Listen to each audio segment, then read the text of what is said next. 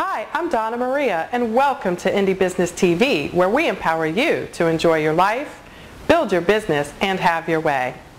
When I was young, I was an avid tennis player. In those days, I was actually good enough to have a professional tennis coach.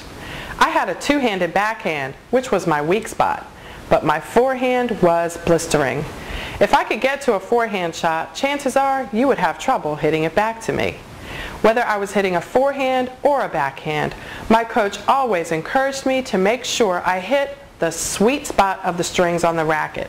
He said that no matter what, if the ball came into contact with the sweet spot, the center of the strings right about here, I would hit a good shot every time. Whenever I hit the sweet spot, I knew it immediately by the sound. A ball hitting the sweet spot makes a very dense, hard, popping sound. Not a weak, twangy sound, like when a ball hits the strings here or here. When I heard the pop, I knew that the ball was in the other person's court and I was still in the game. It's the same in business, and my guest on Indie Business Radio earlier this week knows what I'm talking about. He's Bob Gordman, author of Super Secrets of the Super Sweet Spot, Building Sustained, Profitable Growth. Bob talked about how Howard Schultz, the founder of Starbucks, created what he liked to call the third place. That is, if you're not at home or at work, Schultz wanted you to be at the third place, which of course is Starbucks. Schultz created an experience that just happened to sell coffee. This experience essentially meant that Starbucks didn't have to compete on the price of its coffee.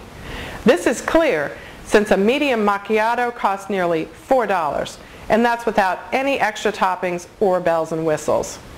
You can enjoy my interview with Bob Gordman at indiebusinessradio.com.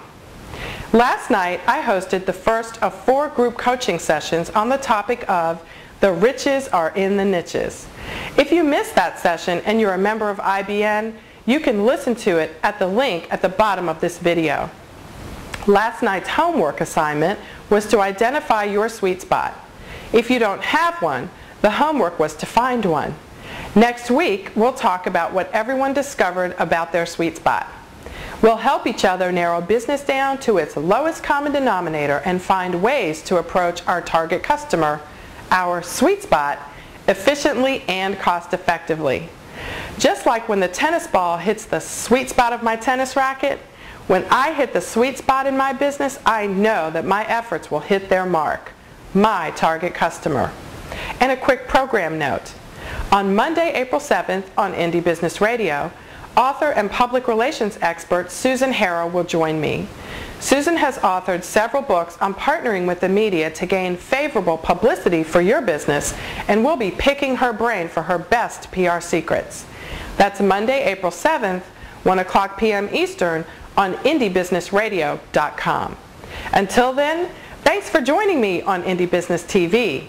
Enjoy your life, build your business, and get out there and hit your sweet spot.